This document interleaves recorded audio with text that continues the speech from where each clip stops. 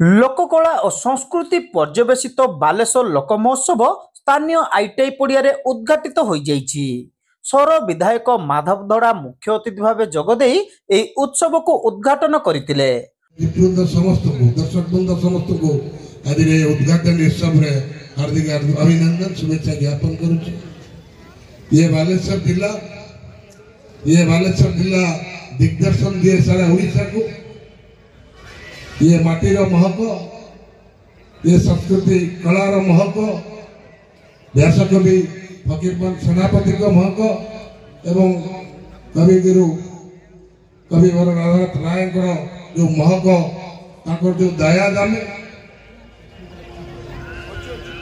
ये लोक महोत्सव जो कला आम मान पाखे अच्छी आम माटीर महक को आज ये प्रतिपादित करने महक सारा राज्य में फूलर बास्ना दब से महक को आज प्रतिपादित करने जो बालेश्वर लोक महोत्सव नाम करा जायछि। एवं वो धन्यवाद देवी ये बालेश्वर माटी जो युव नेतृत्व ये माटी जहाँ को अपेक्षा करी आगामी दिन में ये युव नेतृत्व ने दल मत जाति वर्ण सब सविशेष सब युवक माने आज ये अनुष्ठान में कार्य करुछंती भारी खुशी लगुच।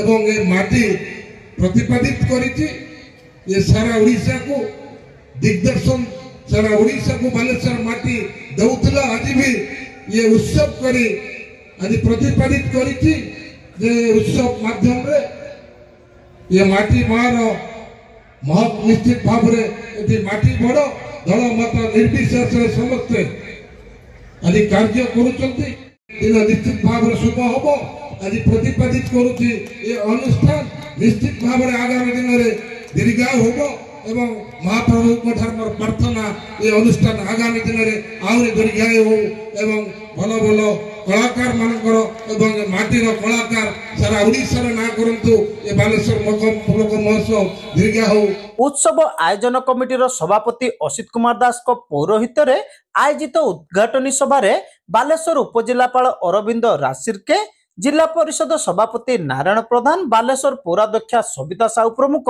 वरेण्य अतिथि भाव जोगदे उत्सव माध्यम भाईचारा सृष्टि होइताय बोली मत प्रकाश करथिले। एही बोली कार्यक्रम भविष्यत रे उज्जवल उज्जवलतर हेबो बोली अतिथि माने आशा व्यक्त करथिले। बालेश्वर जिला एक कला संस्कृति एवं शिक्षार जिला जे कि से संस्कृति एवं कला को किभली भाव में पुनरुद्धार करने संगे संगे प्रति ग्रामांचल जो बनमली बन रे फुटी बन रे मौली जाउछु ताकू किभली सावटी से महोत्सव से मानकु किभली से कला संस्कृति पुनरुद्धार हो पारिबो जो चेष्टा एवं ए अंचलर आर्थिक अवस्था को किभली सचल करबा ए जो प्रयास एवं मनोरंजन ता संगे संगे जो मनोरंजन कार्यक्रम करिसेंती एभली अनुष्ठान जहा कि प्रशंसनीय एवं प्रभु जगन्नाथ कथा प्रार्थना करुछि ए जो लोक बालेश्वर लोक महोत्सव कार्यकर्ता को भले रहतु एवं ये अनुष्ठान दीर्घायु हो तार आगरु ता आउरी वर्ष वर्ष धरी नूतन कार्यक्रम मध्य करू एवं लोक को आकृष्ट करू एवं बालेश्वर जिलार ए कला संस्कृति को केवल आगे को नेबो सेति पई आर चेष्टा रहू। ए कार्यक्रम केवल जे जने व्यक्ति कि 10 जन व्यक्ति रो सहयोग रे हेई न थाए, समस्तकर इच्छा समस्तकर भल पाइबा समस्तकर योगदान रे गोटे कार्यक्रम सफल होई थाए। मु आज से जिनसटा देखुची वर्षा सत्वे मध्य बहुत सुंदर भावे सुरखुर रे कार्यक्रम अनुष्ठित होछि। ये कार्यक्रम भी भाईचारा उन्नति ये सबुर भी मध्य उदाहरण भाईचारा सृष्टि करे जन जनक वृत्ति भल पाइबा एवं केयर करिबा जोटा सेटा मध्य ए कार्यक्रम रही थाए एटा सफल करि थाए। आ कार्यक्रम विशेष कि जो माने बालेश्वर पाई बालेश्वर लोकों को पाई ए उत्सव कमिटीर चेयरमैन विश्वजित परमाणिक, कार्यकारी सभापति डॉक्टर श्रीमान श्रीचंदन, उपसभापति विकास कुमार पाड़ी, जुग्म संपादक राजेंद्र कुमार पट्टनायक, कोषाध्यक्ष निशित कुमार बारिक, उपदेष्टा भागवत साहू मंचासीन होई कार्यक्रमर आभिमुख्य संपर्क में आलोकपात करथिले। कमिटीर अभिज्ञ उपदेष्टा मंडली परामर्श क्रमे बालेश्वर युववर्ग प्रथम थर पई एभली एक महोत्सव आयोजन करिसेंती। यह डिसेम्बर 6 तारिख पर्यंत अर्थात 8 दिन धरी चलिबो।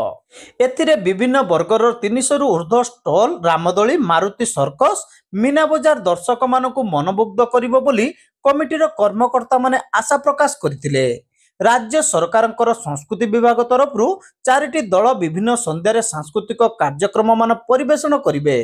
एथिसहित स्थानीय प्रतिभा और कुनी कुनी कलाकार माने मध्य सेमानकर प्रतिभा प्रदर्शन करिवे। कार्यक्रम रे विभिन्न प्रतिभा मानकु पुरस्कृत मध्य कराजिबो। ओडिशार विशिष्ट कंठशिल्पी, सुनामधन्य नृत्यशिल्पी एवं कलाकार माने सांस्कृतिक कार्यक्रम रे अंशग्रहण करी दर्शकों को मनोरंजन करिवे बोली कर्मकर्ता माने सूचना दैछंती। प्रथम दिनर कार्य परिचालन रे कमिटीर समस्त सदस्य सक्रिय सहयोग करथिले। शेषरे रंगारंग सांस्कृतिक कार्यक्रम आयोजित होइतिला। प्रथम संध्यारे ओडिशार सुनामधन्य कंठशिल्पी कुमार बापी संगीत रे दर्शक माने झुमिथिले।